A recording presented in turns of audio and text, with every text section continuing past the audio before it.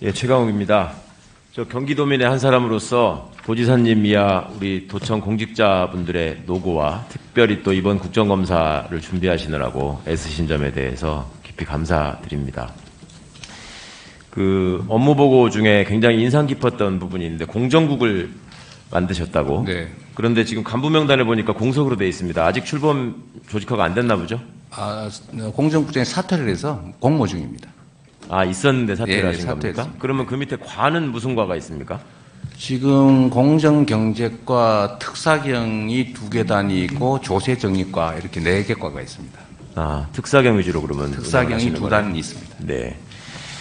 그 공정의 문제가 지사님께서 늘 관심을 갖고 네. 계신 부분이고 또 새로운 경기 공정한 세상이라는 모토를 굉장히 인상 깊게 보는 분들이 많은 것 같습니다. 이제 네. 공정의 문제와 관련해서 사실은 지역 균형 발전의 문제도 제기되는 점이 있습니다. 과거부터 경기도지사님들께서 늘 닥치셨던 딜레마가 수도권에 있는 지방이기 때문에 수도권 규제 완화를 주장하셔야 할 때도 있고 또 공정한 경제 또 균형 발전을 위해서 경기도가 취해야 될 입장 이런 것들에 대해서 지사님들이 바뀌실 때마다 약간씩의 차이가 있었던 것 같아요. 지금 경기도지사님께서는 지역 균형 발전 또 수도권 규제 완화에 대해서 어떤 입장을 갖고 계시는지 좀 알고 싶습니다. 네, 간략하게 말씀을 드리면 전국적 단위로 전국적으로 지역 간 지방과 수도권 간의 균형 발전이 매우 중요한 과제고 또 우리 경기도 입장에서도 남쪽과 북쪽 또는 이제 보정권역, 뭐 군사 규제 구역, 상수원 보호 구역 이런 규제를 받는 지역과 규제받지 않는 지역의 불균형 문제가 심각해서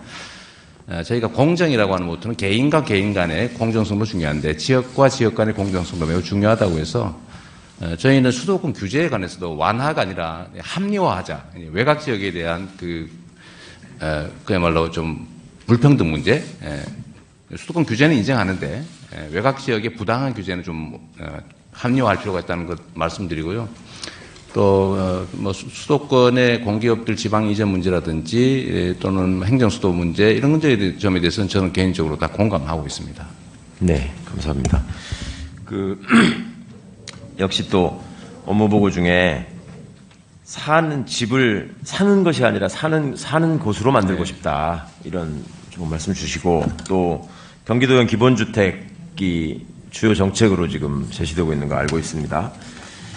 경기도형 기본주택이 기존의 어떤 뉴스테이 사업이나 또 공공임대주택하고 좀 차별화되는 지점이 있는 것도 알고 있고요. 네. 새로운 모델을 가지고 지금 추진하시려고 하는 것도 알고 있는데 이게 이제 제가 얼핏 보기에는 결국은 이 경기도형 공공임대주택이 제대로 자리를 잡게 되면 LH가 현재 하고 있는 공공주택의 모델을 좀 변경시키면서 선도할 수 있다. 그 다음에 또 하나는 주택을 소유의 개념에서 좀 벗어나게 해보자. 네. 뭐 이런 가치들을 좀 담고 계시는 것 같아요. 제가 이해하고 있는 게 맞습니까? 네, 정확하게 이해하고 계신 겁니다. 네. 그러면은 민간임대주택은 어떻습니까? 이게 공공임대주택이 경기도 모델로 정착이 되면 민간임대주택도 장기적으로 소멸할 거라고 기대하시나요? 지금 민간임대주택은 이제 일정 기간이 지나면 분양을 하기 때문에 그렇죠. 개발 이익을 기업들이 취득하게 되고 네. 또 실제로 임대 금액, 임대 가액도 이제 시중 시세에 거의 근접하기 때문에 시장 안정 효과가 크지 않아서 가능하면 저희는 좋은 지역에 낮은 가격으로 품질 높은 그리고 영세민이 아닌 중산층까지 지금 문재인 대통령께서 말씀하신 평생주택의 네. 개념과 거의 동일한 장기 분양하지 않는 초장기 공공임대주택을 건설하려고 그래서 합니다. 이제 그 부분에서 사실은 풀어야 할 숙제가 많이 네. 계실 것 같아요. 지금 조금 저렴하게 공급하겠다고 하는데 GH가 구상하고 있는 중산층 임대주택의 모델은 임대료를 시세의 95% 이내로 설정하고 있더라고요. 네. 그러면 거의 근접한 부분이고요. 이게 아무래도 이제 재원 문제 때문에 그러실 것 같은데요. 그러면 공공 리츠, 비축 리츠 같은 거를 단기적으로 지금 생각을 하시고 장기적으로는 장기 임대 매입 공사를 만들자, 네. 근거법을 만들자 이런 제안하신 것도 봤는데요. 네. 이게 지금 결국은 장기적으로 어떻게 이게 유지될 수 있을 것인가 문제인 것 같아요. 경기도형 지금 공공임대주택은 매각하지 않겠다는 거 아닙니까? 그렇습니다. 네. 이게 좀 설명이 가능할까요? 장기 임대 매입 공사가 만들어지면 여기가 배드 컴퍼니가 될 수는 없나요? 될 가능성은 없나요? 첫째로는 현재 분양가하고 시중 시세가 거의 2배 차이가 나기 때문에 현재 분양하는 가격 수준으로 임대를 해도 거의 비용을 환수할 수가 있는 구조입니다. 현재는. 소위 신개발 지구들은.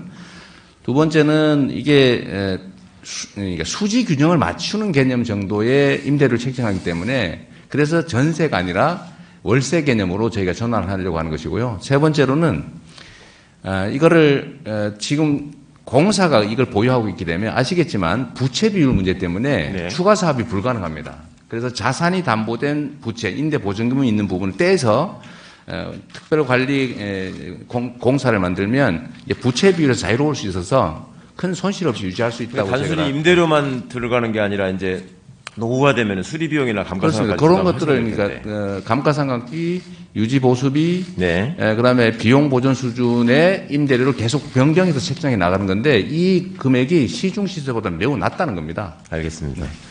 그 다음에 화면 한번 봐주시겠습니까? 그 임대주택이 지금 가지고 있는 문제가 말입니다. 네.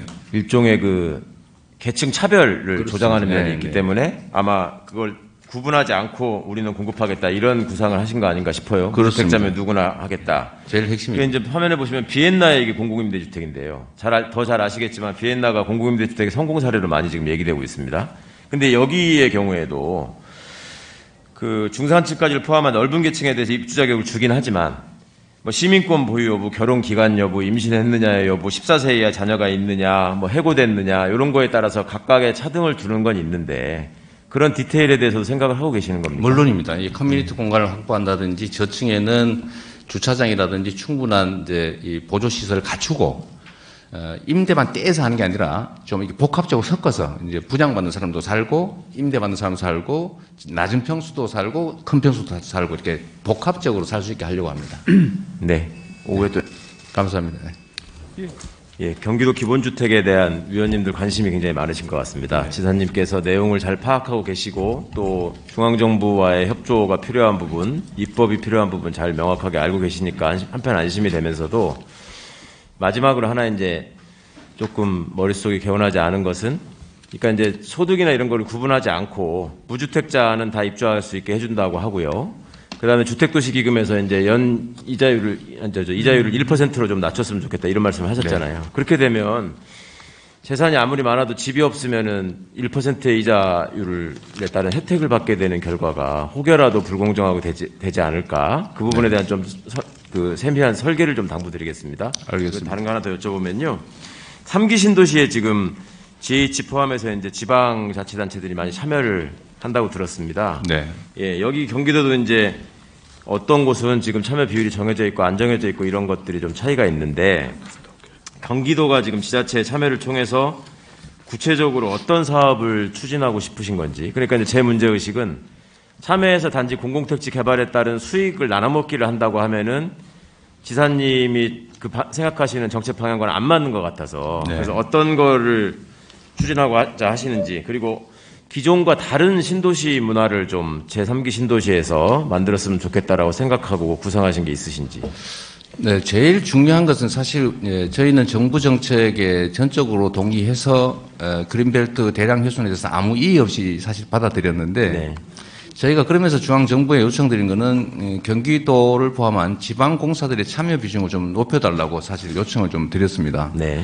근데 보셨는지 모르겠는데 이 남양주 왕숙지구만 해도 사실 경기도는 이제 지분을 갖지 못하는 상황이 예, 되어 그렇더라고요. 있고 지금 고양이나 부천도 사실은 매우 부정적이어서 저희로서는 매우 좀 아쉽다 이런 말씀 먼저 좀 드리고요.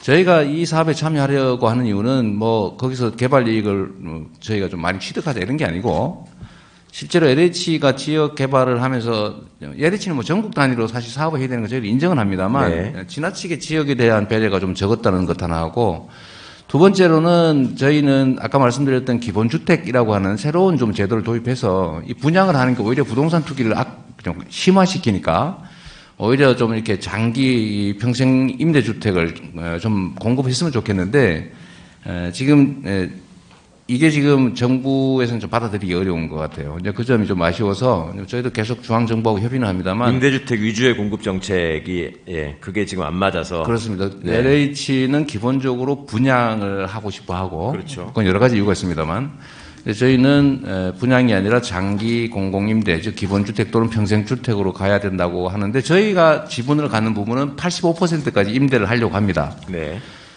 그런데 이제 이게 좀 의견이 잘 안 맞는 것 같아서 좀 도와주시면 좋겠다는 생각하고요. 좀 도와주십시오. 알겠습니다. 그 다음에 버스 준공영제와 관련한 네, 아까 네. 이제 질의를 좀 잘 들었는데요. 질의 답변을 잘 들었는데 이게 이제 노선 입찰제로 가신다고 하셨잖아요. 네. 그러면 역시 또 지금 빈익빈 부익부에 문제가 생길 수 있다. 그러니까 네. 이제 인기 있는 노선에 당연히 몰릴 것이고 인기 있는 노선이라는 거는 이용 승객이 많은 곳이고 네. 그러면은 지금도 아까 우리 조홍천 의원님께서 말씀하셨지만 경기도 동부 남부 뭐 이쪽에는 서울로 수도권으로 출퇴근하시는 분들이 많은데 대중교통편은 부족한 게 있지 않습니까? 그러면 입찰제로 하게 되면은 이게 더 악화될 것 같은데 거기에 대한 대비책은 있으신 건가요?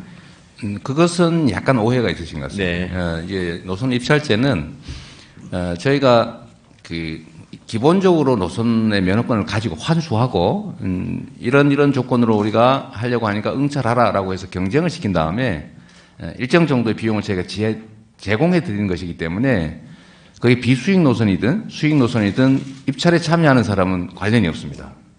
많이 남는다고 자기가 가질 수 있는 것도 아니고 왜냐하면 그 입찰로 경쟁을 하기 때문에 손해를 보는 것도 아니고 우리는 이 정도 비용을 줘야 운영하겠다라고 하게 되면 또 우리는 그걸 줘야 되니까 네. 사실상 공영제인데 민간의 경쟁 요소를 도입한 것이죠. 그래서 알겠습니다. 네네. 그 비수익 노선에 대한 그런 배려가 더 필요하겠네요. 그 그렇습니다. 부분을 뭐 좀더 거의 강화하시고. 저희 재정이 많이 들어가게 됩니다. 알겠습니다. 마지막으로요. 이 빈집 정비 사업을 경기도가 비교적 잘 그 데이터 관리를 하고 수행하고 계셔서 다행입니다. 이거 리모델링해서 공간을 좀 도시 재생의 새로운 모델로 만들어 주셨으면 좋겠고 네. 다른 나라의 좋은 사례들 많이 참조하셔서 경기도가 좀 모범적인 사례를 많이 만들어 주셨으면 하는 바람입니다. 알겠습니다. 이상입니다. 네, 고맙습니다. 예, 최강 의원님 수고 많으셨습니다.